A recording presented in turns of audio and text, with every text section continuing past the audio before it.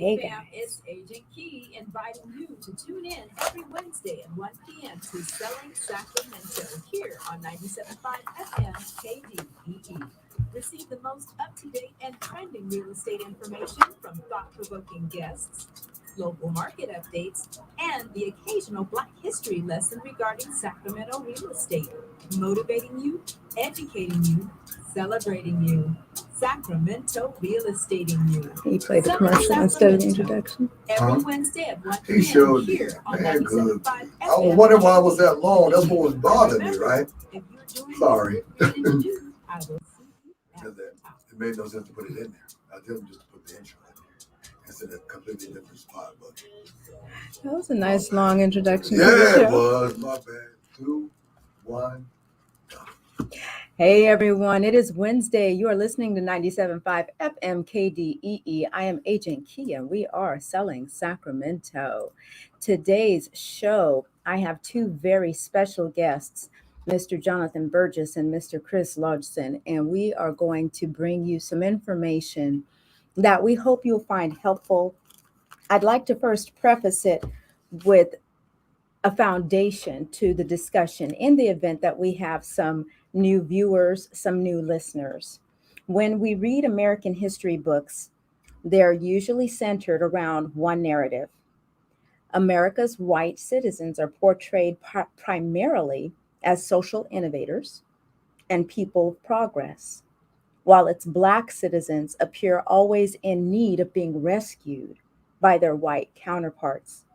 And the racial disparities that they experience are usually because of poor choices, and bad behavior patterns.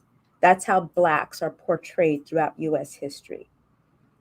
However, in an article at urban.org entitled How We Should Talk About Racial Disparities, it reads that this type of narrative minimizes or erases the impact of the human trafficking and bondage of people of African descent and the subsequent terrorizing and humiliation of Black people through violence, the Black codes, and Jim Crow. And it implicitly perpetuates the belief that white people are doing better because they are inherently better or are working harder, which lays the bedrock for white supremacy. And the historical context of racial disparities in every domain, health, homeownership, education, and beyond, it reveals a more accurate national narrative in which government-sanctioned policies and practices have facilitated the upward mobility of white Americans and created barriers to mobility for Black Americans. Policies, more than culture, choices, or genes, policies explain disparate outcomes because race has no biological basis and was created solely to justify and facilitate systemic oppression. By consistently providing context, we can help shape a new narrative that indicts the systems that created the injustices rather than the people who were oppressed by them. Let me repeat that. By consistently providing context, that's giving you a window to see through, we can help shape a new narrative that indicts the systems that created injustices. We're not saying you did it. We're saying the systems created these injustices rather than accusing the people who were oppressed by them. Rather than saying Black people are just lazy, just pull yourself up by your bootstraps. You have to have an understanding that there were systems put in place that helped facilitate the oppression of Black people, which has placed us in the position that we are in today for the most part. It's policies and laws, not choices, cultures, or genes. And these policies are collectively called institutional racism or systemic racism. It's a term that refers to a form of racism that's embedded in the laws and regulations of a society or an organization, and it manifests as discrimination in areas such as criminal justice, employment, housing, healthcare, education, and political representation. And if we examine the long history of America's policies and practices and laws that created structural racism in the US, we can quickly assess how it has held back Black Americans for generations. For generations. Through the intentional exclusion and oppression of people of color, the hallmarks of American democracy, which are opportunity, freedom, and prosperity, that have largely been reserved for white people only. The deep racial and ethnic inequities that exist today are a direct result of structural racism. The historical and contemporary policies, practices, and norms that create and maintain white supremacy. No one likes to use that word because it sounds like a dirty little word, white supremacy. But that is the truth in which Americans of African descent have been pushed and oppressed to live in that system. That system was created and structured just for Americans of African descent. So today, because all hope is not lost, it's never lost. When something is broken, we can fix it. We are America, right? We just need to get to where we're trying to be. We need to get to where we sing about land of the free, home of the brave. We need to get to all that, right? The vision is good. We've written the vision. The vision is plain. We are still working on getting there. So today we're going to provide context to help shape a new narrative, again, indicting the systems that created the injustices rather than the people who were oppressed by them. And how are we going to do that? What's on the table today, ladies and gentlemen? Reparations. Reparations. I'd like to play a video clip before I introduce our guests again. I told you who they were. They're right here, waiting, just brewing to jump in. But I want to play a video clip of Jonathan Burgess. First brought you the story of the Burgess family of Sacramento, who claim that they owned the first Black church in the state of California, along with sprawling orchards and land in that same area. They're hoping to get official recognition from the state of California, which they believe illegally seized that property from their family. Thanks for joining us tonight at 10 o'clock. I'm Eric Carryman. And I'm Nikki Lorenzo. That land has since become a state park. Today, Fox 40's Marina Shaddix was there exclusively as Jonathan Burgess virtually testified in front of the state's Reparations Task Force to tell his side of the story. I would like to recognize John Burgess. You're recognized. Thank you, Madam Chair. My name's Jonathan Burgess, and I'm here to testify.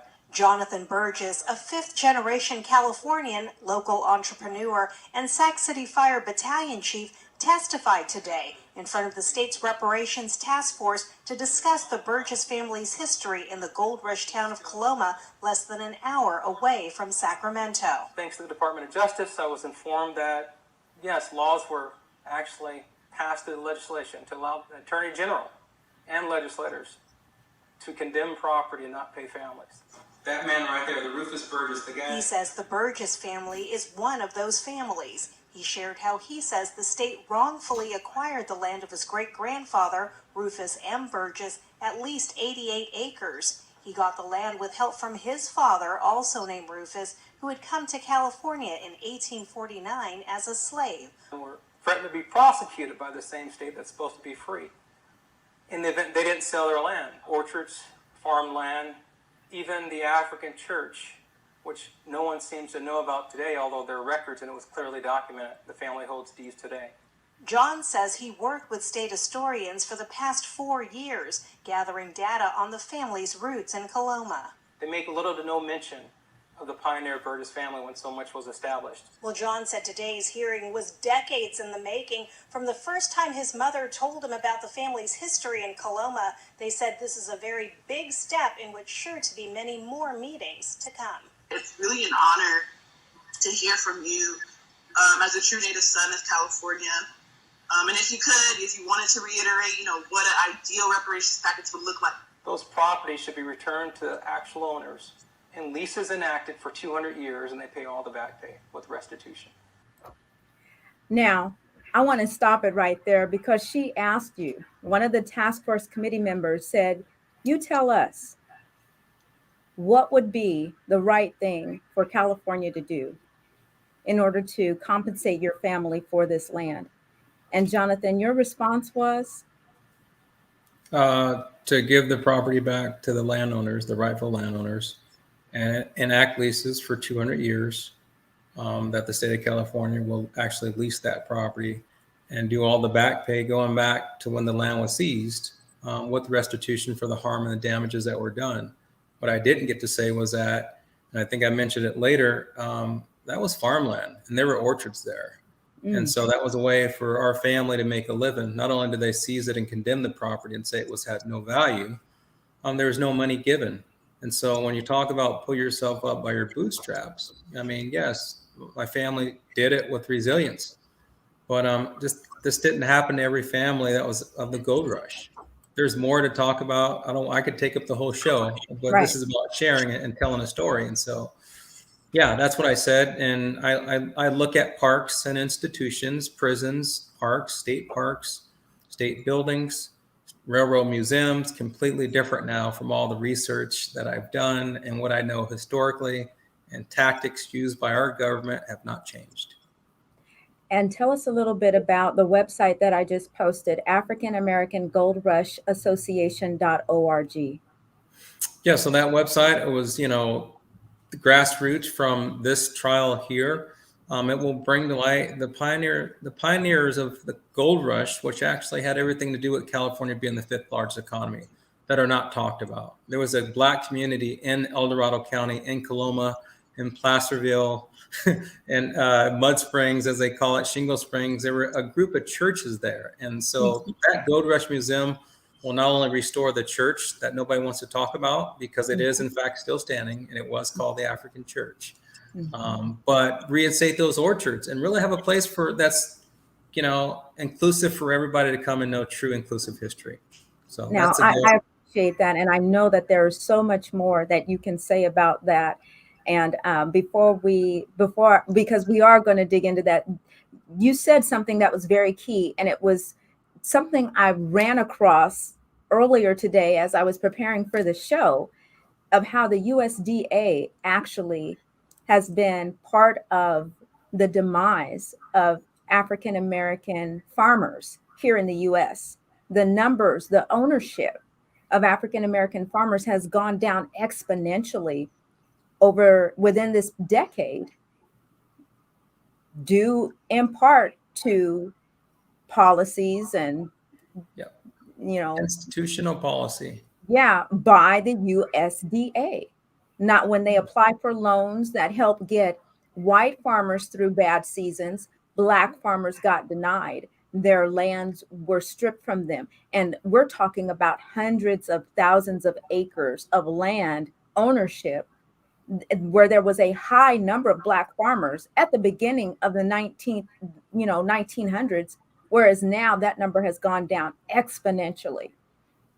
And this information, the research into these dealings is fairly recent. It's not something it's not information.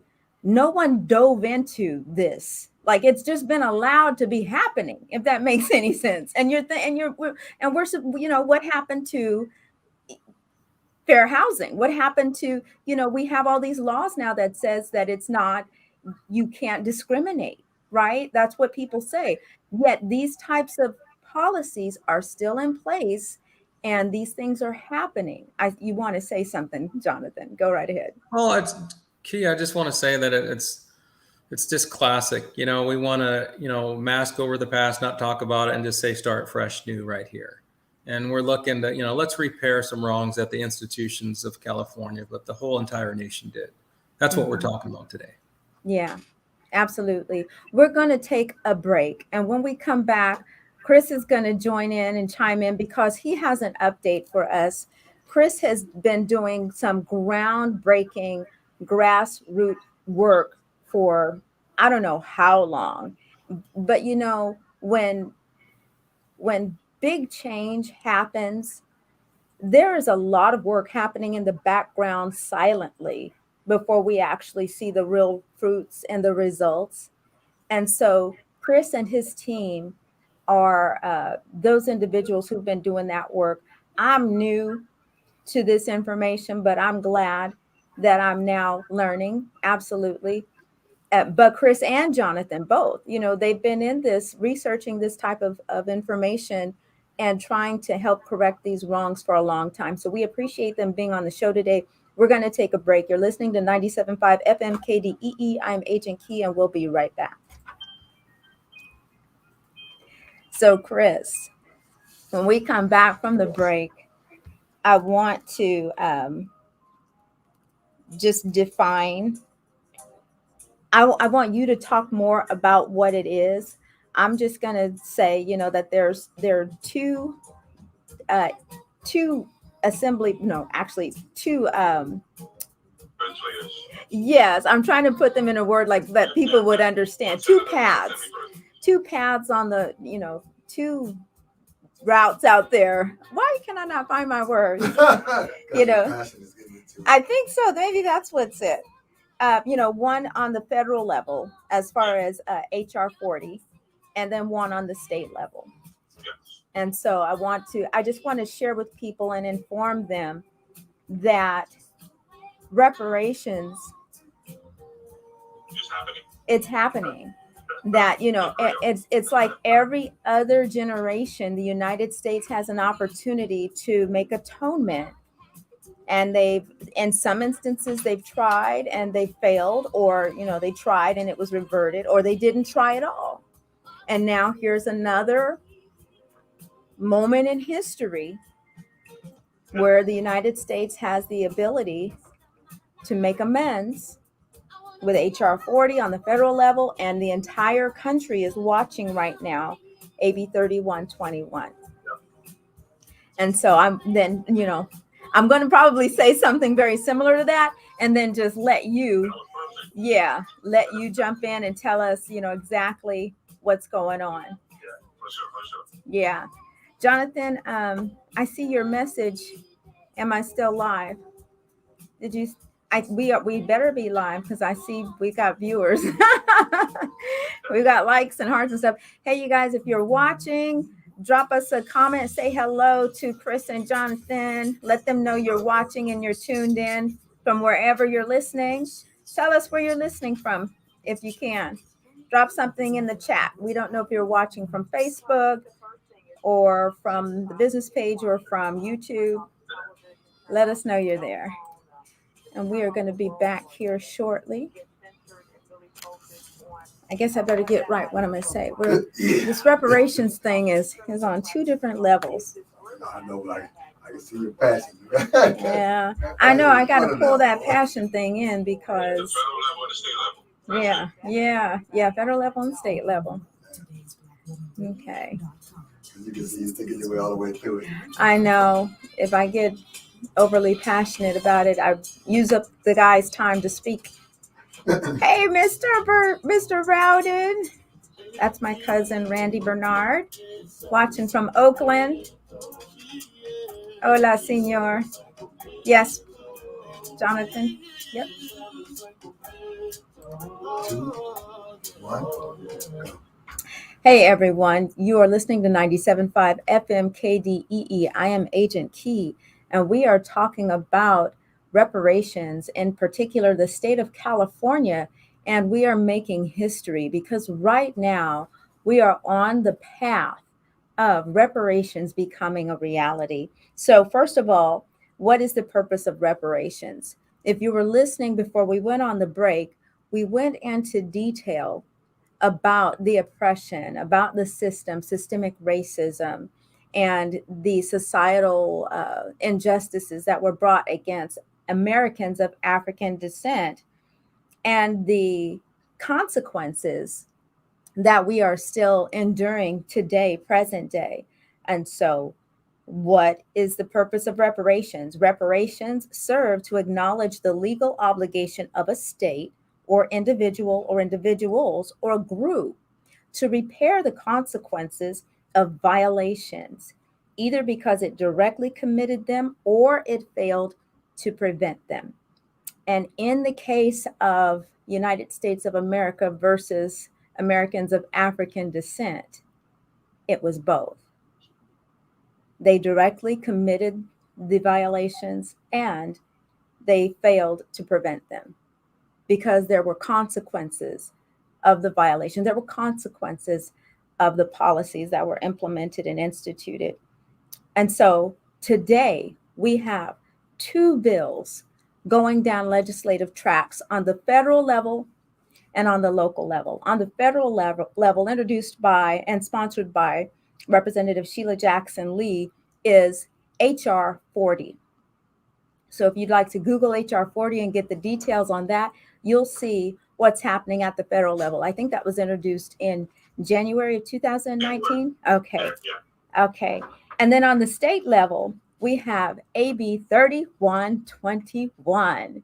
And so we have with us today, I'm happy that he's here because this man is just everywhere and his follow-up is so good. Mr. Chris Lodgson, talk to us, sir, about AB 3121. Yes, and so Keith, thank you, and Jonathan, thank you for joining. So good to see you, brother, as always.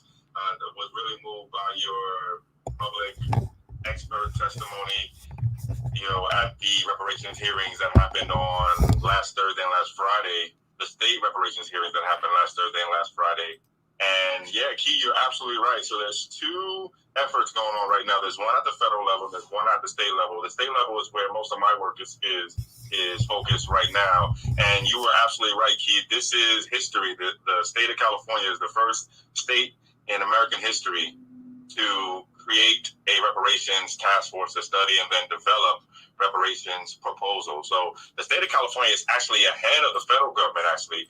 The federal government is still debating HR 40 and also S40, the Senate version of HR 40. So there's two federal bills. Mm-hmm. There's HR 40 and then there's its companion or sister bill, right, S40, which is just the same exact thing, just on the Senate. Right. But so here HR at the state has level, to get through the House and SR has to get through the Senate. Right on. But at the state level here, and we are ahead of the federal level. What HR 40 and S40 would do at the federal level, we have already done here at the state level with the passage of AB 3121, which was passed in 2020, signed into law by Gavin Newsom in 2020, and that created the first ever in U.S. history state reparations task force. And that task force started meeting in June. They had their last meeting last week, and I'm sure we're going to talk way more about that. Yes. And so actually, let's just dive right into it because I saw, first of all, let's tell everyone a little bit about the organization, Coalition for a Just and Equitable California. Yeah. It's a statewide, first of all, Chris is the founder of that coalition. One of the founders. Yes, he's got lots of people there. Yes.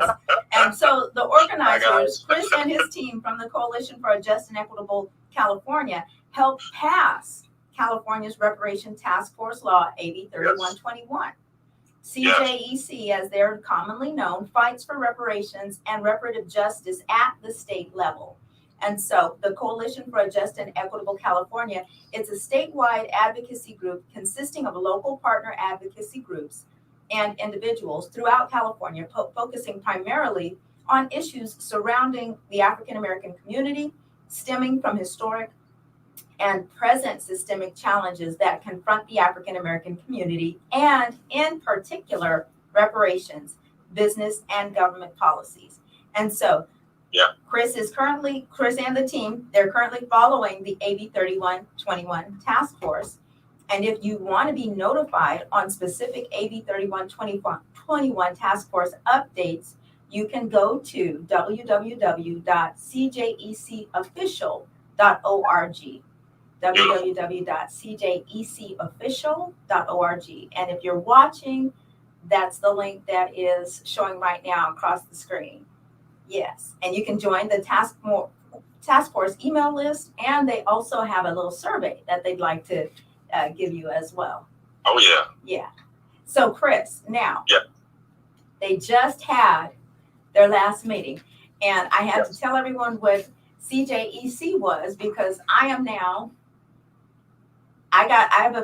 a view of what's going on with CJEC. I get the emails. I'm watching. I'm on a committee, and as far as helping with getting the information out there. Thank the you. show being one of those resources, but you guys do so much more, and so you covered the last meeting. Yeah. Talk to us about what happened. Yeah, so thank you, and I want to give a shout out to our media partner, ETM Media Group, who is live streaming each and every single one of the California Reparations Task Force hearings on YouTube. And so you can see last week's meetings on YouTube. You can see the ones that happened in July on YouTube and the ones that happened in June. You can also see the ones that are happening in October, on October 12th and 13th on YouTube, and also the ones that are happening on December 8th and 9th. Just a little plug for the upcoming meetings. So there was a lot that happened in the meetings this last September 23rd. A couple of big things that happened was, I think we just sort of heard about it, right? Testimony of folks like Jonathan Burgess, families like his, who really are at the center of what this is about, right? These are our first generation, Californians. These are actually people who were here before there was a state of California, right? So this is it's actually an honor for me, someone who's newer to California, to be even talking among persons like Jonathan Burgess. Right. But they even referenced him as an original son of California. Right. And so it was the first time we got on the actual state government record the testimony of folks like Jonathan Burgess. So that's a big part of what we heard on last week at the last meetings. But we also had a few really, really other big things happen. One, we had for the first time we heard the specifics of the community engagement plan that the task force members are going to be launching later on this year. So I think you all know, and this is why you're helping out with this, Kia, and Jonathan, you're on this too, right? The Black community has to be engaged in this process from I won't say just the start, from before the start to after the end, right?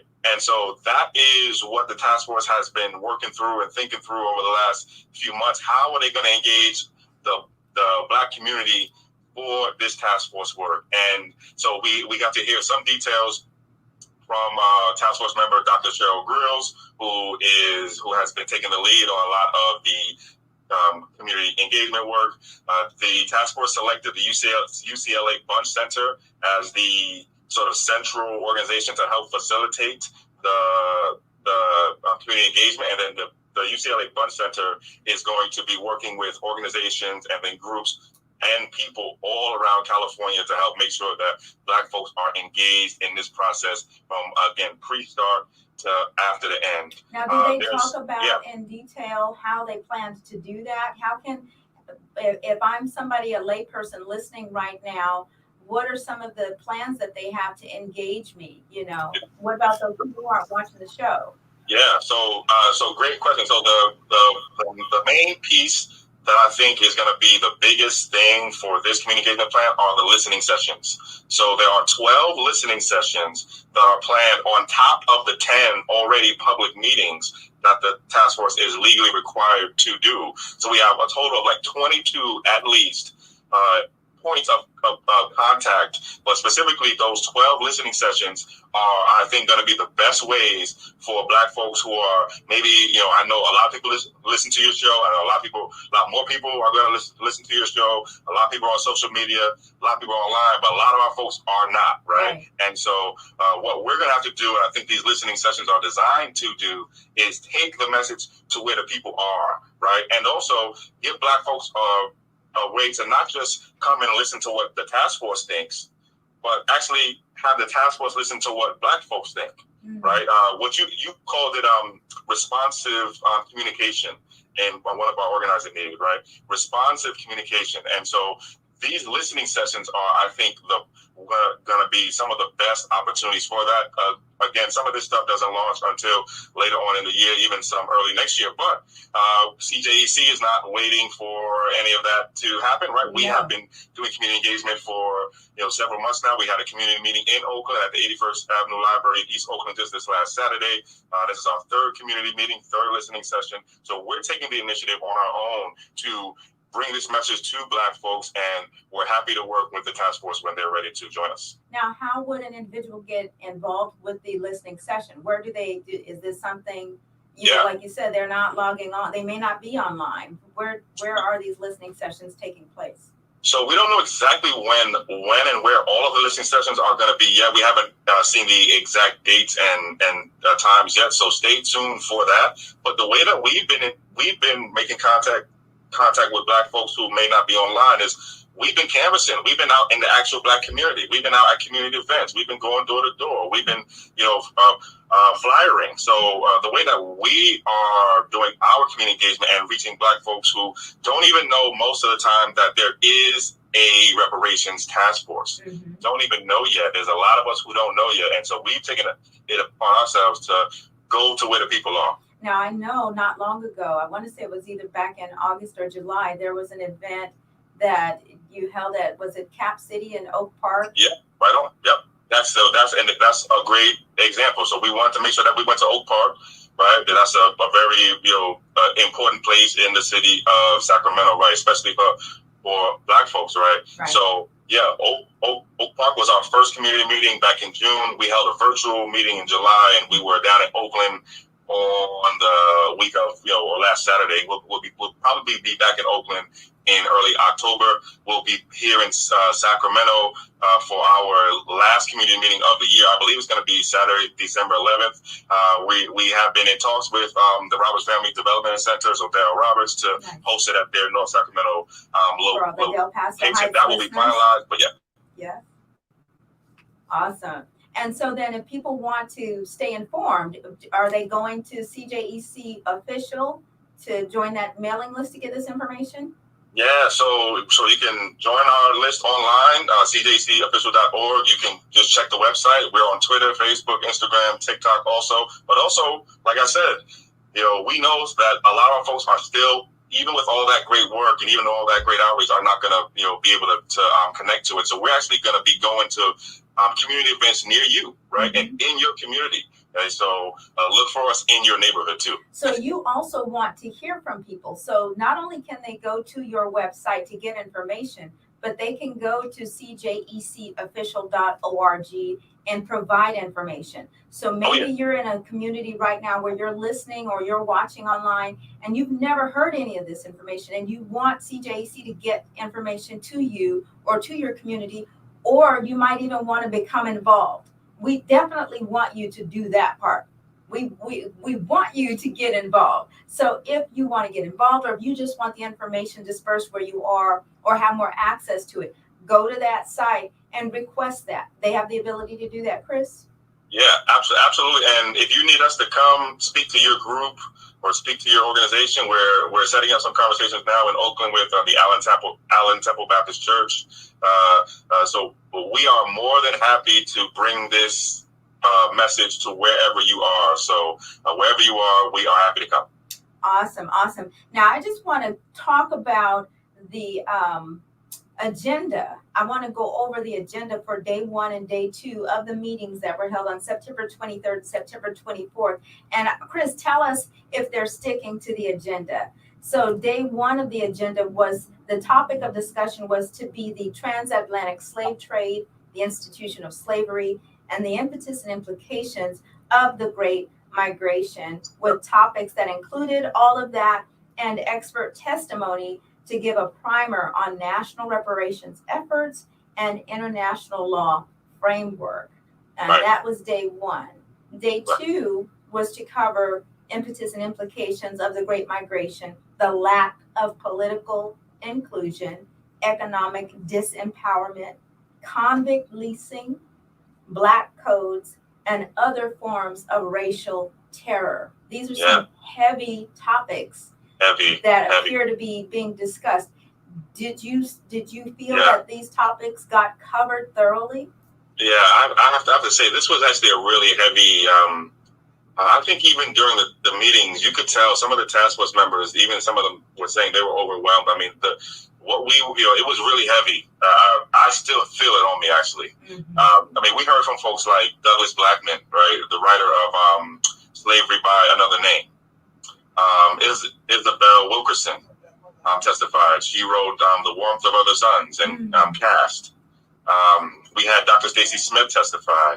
And she went and she dropped all the receipts of how there was slavery in California before there was a California, during the California, as we were becoming California, and after we formed the state. The state of California did not ratify or agree with the 13th, 14th, and 15th Amendments until 100 years after those amendments were done. So 100 years after the Civil War, it took California to say, yes, we were okay with the things that, the changes that were made. Right.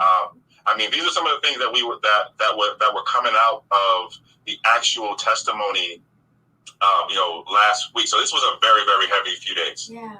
And so, just saying that, and I think about things like the 4th of July and Flag Day and the Pledge of Allegiance. Once you have this information and have this knowledge about your history, it's hard to look at those days and those observances the same way. It's hard to feel like, I mean, what are your thoughts on that? You know where I'm going with that. Yeah, it's hard to feel like you're a part of it, right? It's hard to feel like it's about you. Us, right? I actually would love to hear what Jonathan thinks about that, because, I mean, what do you think? Yeah, Jonathan. Yeah, I just think this is that when we're able to get to a point where we can, not hold this information in silos, it'll be part of the healing process, and we really can be a united, greater, better America. But what there being just the structure to want to not put this information out or just say, yes, we did all these things, it's still hurtful. It's still part of the trauma. And it makes you not really, am I really a part of this? America, can we just say it? California, actually, can we just say it, do it, repair it, and now we can move on? So that's how it makes me feel. Yeah. And I like how you say that. Let's just admit it, repair it, and move on. And there is no way around it. It keeps rearing its head every other generation, just generalizing. But the ancestors are truly talking, and they are ready for this, and that will be the liberation. That will be the celebration, because even now today still, there are secrets that we want to keep and hold.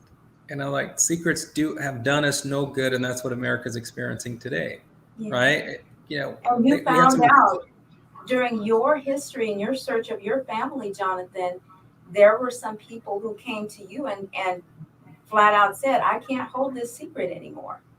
There are people that have, and there are people that will be. And, what I intend to do is what I learn is share and help other people today. Even some of the historians, and I think they were very well versed in what they talked about. But, one trigger that I had when the professor or doctor spoke, and she talked about the gold rush and said only 500 African-American slaves were brought over, and I cringed, because I know the census records, they were listed as white.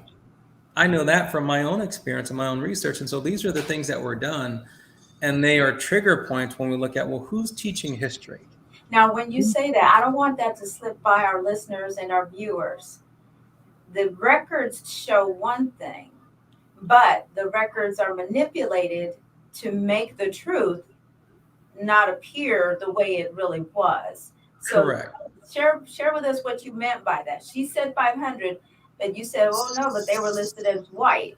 Yeah, she said that there were only 500, roughly about 500 African Americans that were brought over here to California during the gold rush.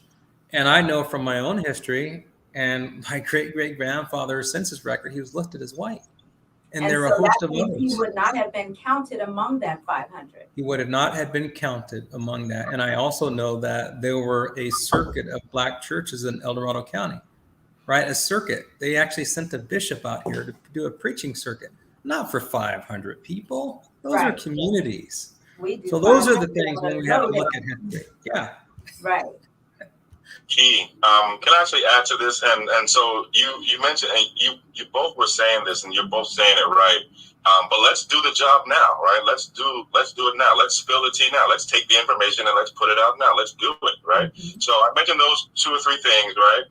Jonathan just gave a concrete example of something else that was not known that now is known, and we're going to keep making it more known. But there's something else that stuck out to me too. So everybody's familiar with the Dred Scott case, right? The Dred Scott case, that was the national case, way back in the day, that said that Black people basically had no legal, were not people, so you couldn't, bring any cases in court. You're not even a person, right? But what we learned at the reparations hearing from the historians was that the federal government got that idea from California. Okay? They got that idea from the California Supreme Court. The California Supreme Court in the Perkins case was the first place in the country to say, why are you here in this court, person? You're not, or Black, you're not a person. You can't sue. You can't bring charges. You're not a person. You're property. And so let's talk about what those cases were at that time, because we know in the history books that they say that we weren't a whole person. Right. But when we talk about where we are today, the position we're in financially, it's situations like that got dismissed in court that removed the wealth and the ability to live and prosper. So what kind of cases in court were happening that said, hey, if you don't have the right to go into court, you don't have a right to do anything. And as a matter of fact, this was the first time the United States said through California that these are not people, these are not humans, so they cannot.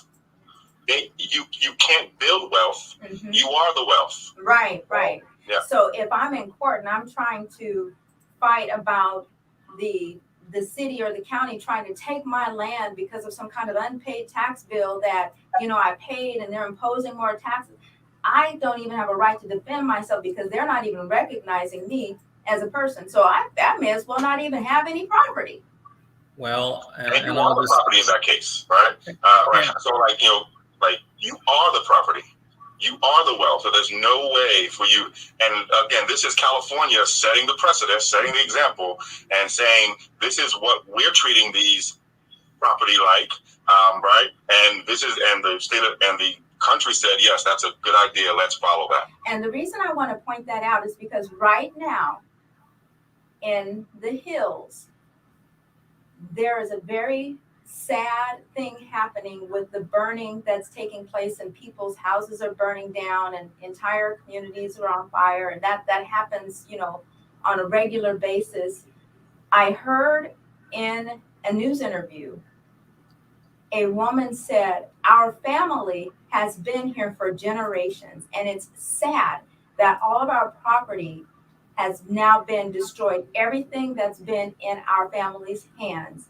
When she said that, I empathized with her, but then I also could not help but think about Jonathan's family.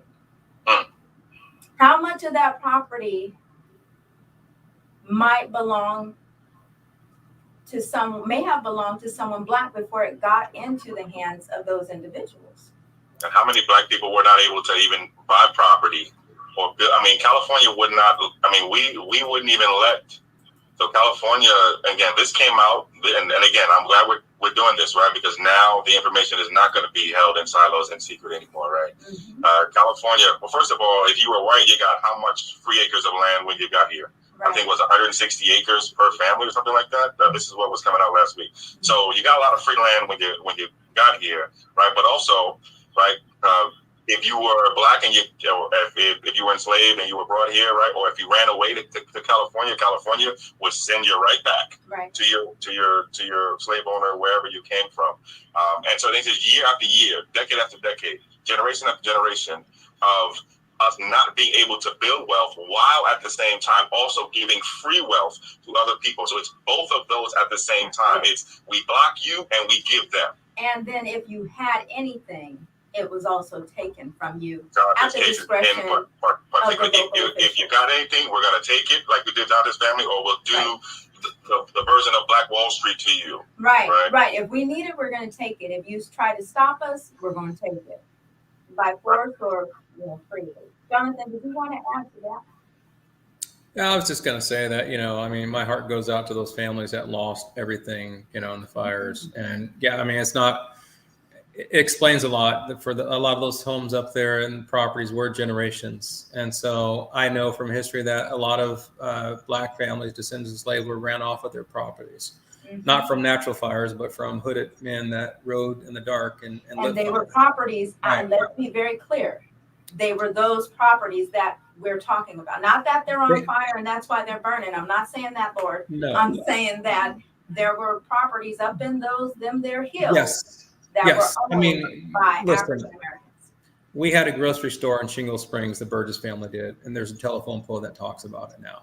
So yes, those properties were, and that's why I said that the institutions are responsible. I don't want people move. Listen, their great-great-granddaddy didn't tell them how he got the land, and they've maintained it.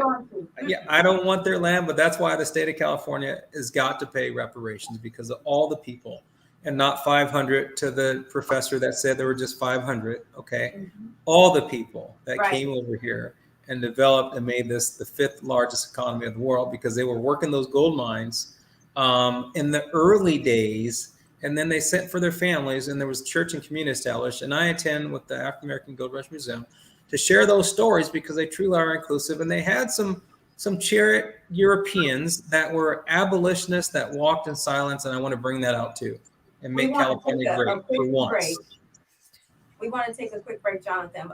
We are almost at the end of the show. We're going to take a quick break. When we come back, I want you gentlemen to both kind of give some closing statements, some important information that the listening audience needs to know.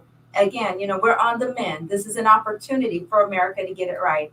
And so we want everyone listening, no matter what color you are, we want you to embrace the truth. The truth right now is very painful, and it hurts. There were some things that happened, but if we don't embrace it, America will not change. You're listening to 97.5 FM KDEE. I'm Agent Key, and we'll be right back. Are you guys on? Are you online right now?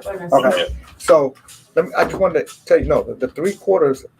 So when because people say 3/5 of a human being, you know where that came from?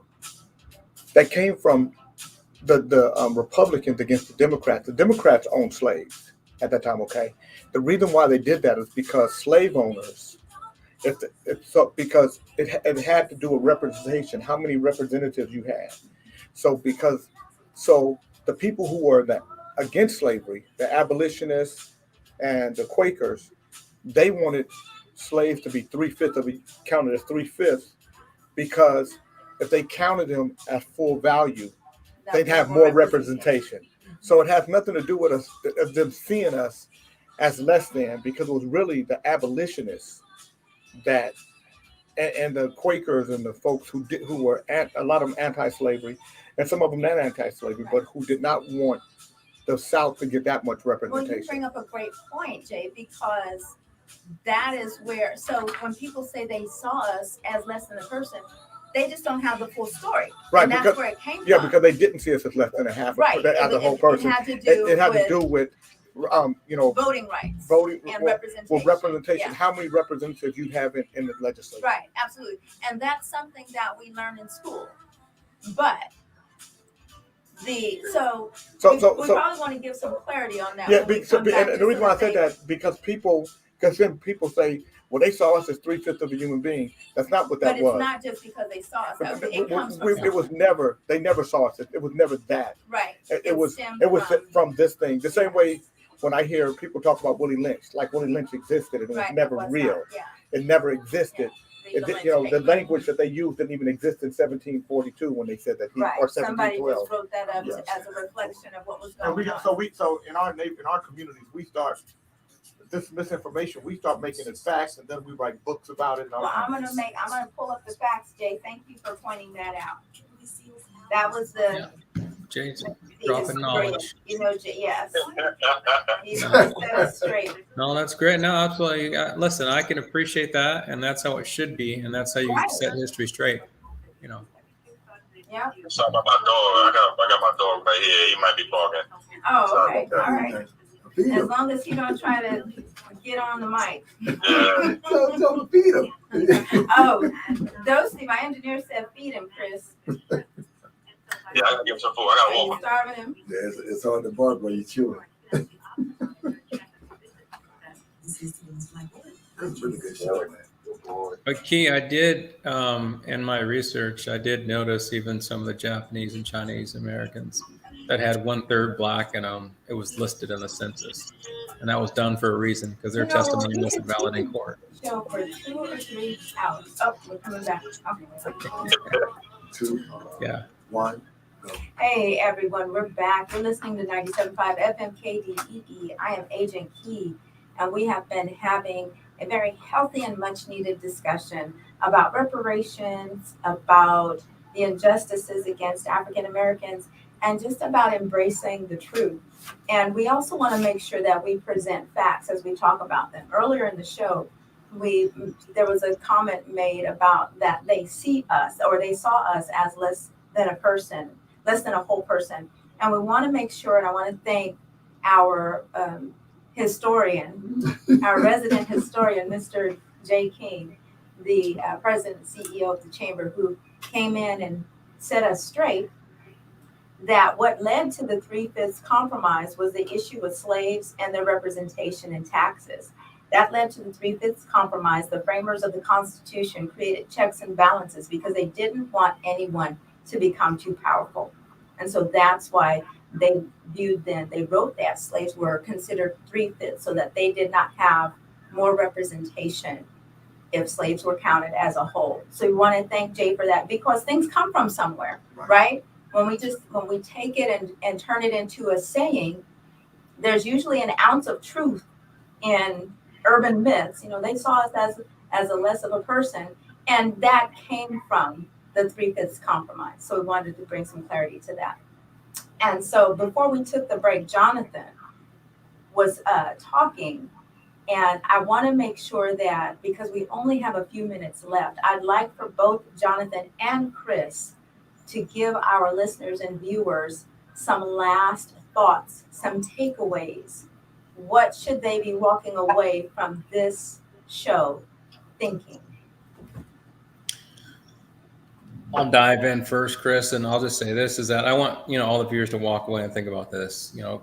California, for the United States, has kicked this can down the road so far, and it's almost like if you had a roof leak and you never repaired it, right? And then eventually it's just gonna your roof is bad, done. So now we're at the point where let's pull the entire roof off, rebuild it, and make, as my friend Jay King would say, America, but in this case, California, great. Just this one time. For once. Yes. That's what he said. Make America great for once. For once. So that's what I say. Those are my closing comments. Thank you. Thank you, Jonathan. Chris. Yeah, just well, one, I want to. My only closing thoughts are, well, one, let me say that just for a calendar sort of update, the next meetings of the California Reparations Task Force are, I believe it's Tuesday, October 12th, and Wednesday, October 13th. And then the following meetings are going to be held in December 8th, and December 9th. So I want to make sure that people have those on their calendar. Also, make sure if you want to watch the live stream, we're live streaming them on YouTube at ETM Media Group. But also, I want to leave everyone with the fact that, this is really a historic thing. And I want just us to pause for a second and sort of just stand in the moment and think about the fact that you are the first Black folks, really, since the end of the Civil War, that's really had to actually work through how do you design a reparations program for Black folks. We've never had to do this before, and there's no blueprint for us. Right. There's no script for us. So I want us to stand here for a second and just, stand in that and then act accordingly, right? Yeah, that's a great point. The only other opportunity, the only other time that America attempted to do reparations in this magnitude was 40 acres. Right. At the end of and that failed promise, right? And we ended up giving the reparations, right, we ended up paying white folks in some places, right? So those who actually went to war against the U.S. So it was ratified by the president. Lincoln signed off on it. And then they turned around and gave the land right back. Over 300-something thousand acres, gave it right back to the Confederates. Yeah. And so here we are again, over 100 years, almost 200 years later. We get to try it again. And so we are asking all of you who are listening, who are watching, no matter what color you are, sometimes you are faced with a hard task. It doesn't feel well. It doesn't feel good. And I just heard today this saying, and I want to leave you all with this. We don't need to be concerned with being right. We need to be concerned with doing right. If you are in a position where you're in leadership, or you don't even have to be in leadership, this is not about being right. This is not about standing your ground on what you think you're right about. This is about doing what's right. And to Larry Brown, who just posted asking Burgess Brothers meets, any correlation? Larry, yes. Yeah. Key, you need a daily show. Tell that to the station manager, Larry. Thank you, everyone, for tuning in. You've been listening to 97.5 FM KDEE. I am Agent Key. And remember, if you are doing what you were created to do, I will see you at the top. Thank you so much, gentlemen. Andrew Johnson. Andrew Johnson was the one that... No, Andrew Johnson became president because Abraham Lincoln is assassinated. When Andrew Johnson becomes president, he is sympathetic to the South.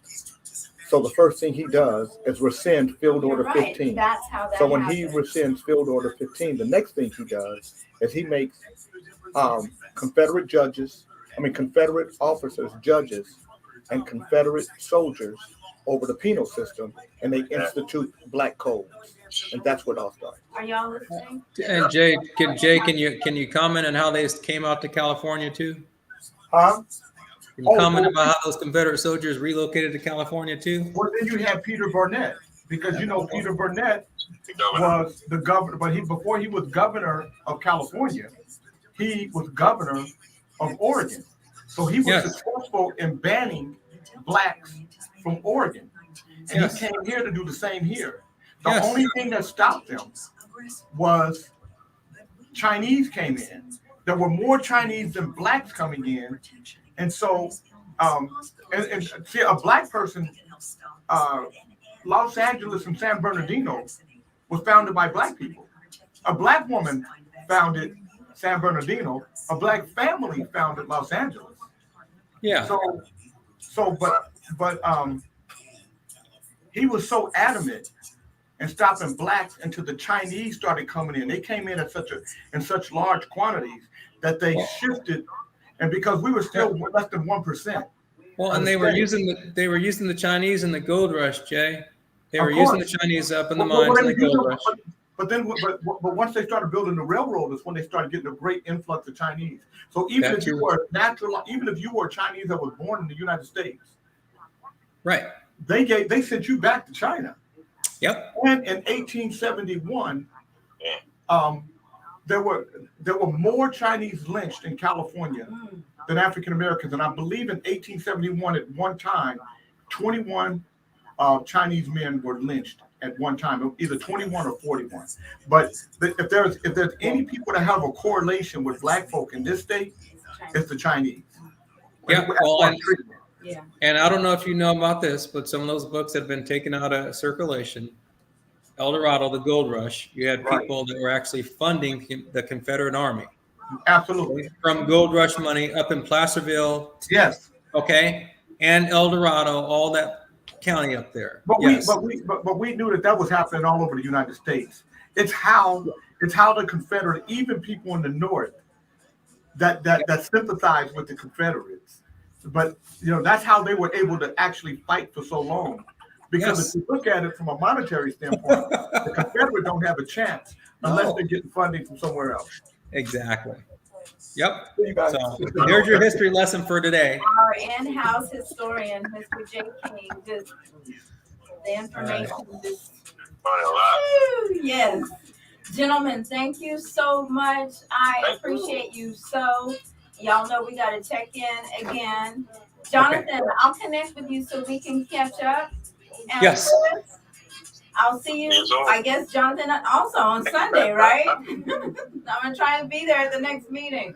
Okay. Don't worry at all. Thank you. You're doing a fantastic job. Thank you so much. This is it's my pleasure. I think you're the only show actually covering this on the radio right now, to be honest with you. What? That has continuous coverage. Yes. So welcome to history. I'm honored. I am honored. And thank you, everybody, for watching. And until next time, we will see y'all later. Bye, Chris.